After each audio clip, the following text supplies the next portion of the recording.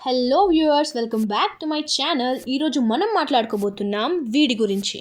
వీడికి ఈ ప్రపంచంలో ఎవరికీ రాని చెత్త డౌట్స్ అన్నీ వస్తుంటాయి, తీసుకొచ్చి ఇన్స్టాలో రుద్దుతాడు. మరి వీడికి వచ్చిన ఆ తిక్క డౌట్స్ని తీరుద్దామా?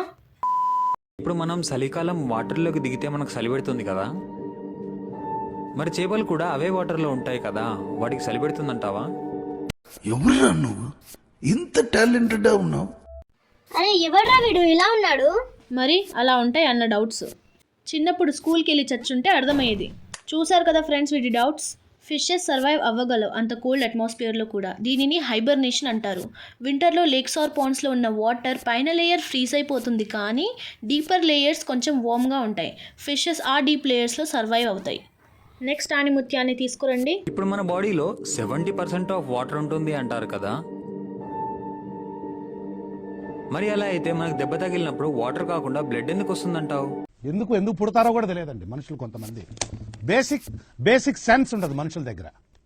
అరే ఇవి 7th 8th క్లాస్ లో చెప్తారా? నువ్వు స్కూల్కి వెళ్ళావు, నీకు తెలుస్తుంది. మరి వీడు వెళ్ళలే కదా, వీడికి వెళ్ళేది అర్థమవుతుంది. Let me explain you. ఇప్పుడైనా జాగ్రత్తగా విను. మన బాడీలో ఉన్న 70% వాటర్ ఫ్లో అవుతూ ఉండవు. సెల్స్లో, సెల్ మధ్యలో, ఆర్గాన్స్లో స్టోర్ అయి ఉంటుంది. మరి బ్లడ్ అనేది మొత్తం బాడీలో ఫ్లో అవుతూ ఉంటుంది. ఎప్పుడైతే మనకి గాయం అవుతుందో అప్పుడు బ్లడ్ వెజల్స్ కట్ అయి బ్లడ్ అనేది బయటికి వస్తుంది. ఇప్పుడు మనం మంచి పనులు చేస్తే స్వర్గానికి వెళ్తామంటారు, అదే చెడ్డ పనులు చేస్తే నరకానికి వెళ్తామంటారు. మరి అటు ఇటు కాకుండా దయ్యాలై భూమి మీద తిరిగే వాళ్ళు ఏం పని చేశారంటావు? నీలాంటి చెత్త డౌట్స్ అడిగి ఉంటారా?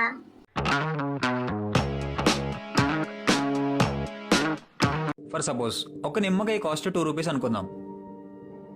అలాగే 100 నిమ్మకాయలకు వచ్చేసి 200 రూపాయలు అవుతాయి కదా.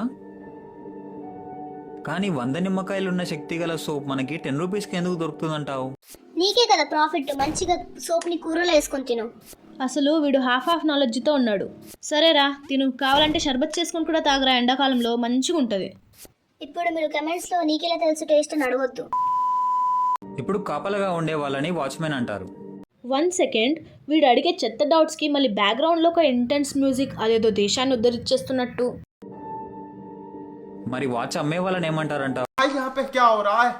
भाई यहाँ पे क्या हो रहा है? भाई ये कहाँ फंस गया भाई मैं? ఇప్పుడు ఆడపిల్లని లక్ష్మీదేవత అంటారు కదా, రా వచ్చి పూజ చేయి లక్ష్మీదేవిని.